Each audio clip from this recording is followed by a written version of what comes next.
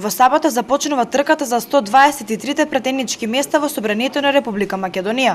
1420 кандидати ќе се тркаат за мандат како народен пратеник во 6 изборни единици, кои на изборните листи се најдоа по предлог на членовите на 5 коалиции и 9 политички партии. Предвремените парламентарни избори закажани се за 27 април, во исто време со евентуален втор круг за избор на председател на Република Македонија. На 12 и 13 април, поради првиот круг од председателските избори и запазување на изборниот молк, кампањата за предвремените парламентарни избори ќе биде прекината.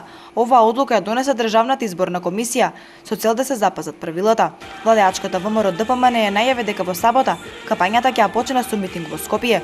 Од СДСМ изјавија дека својата кампања ќе ја започнат во недела со конвенција која ќе биде одржана во Скопје. Гром во сабота во Домот на културата, Трајко Прокопиев во Куманово, на конвенција ќе ги промовира своите кандидати, а Дуиве ќе одржа конвенција за промоција на кандидатите.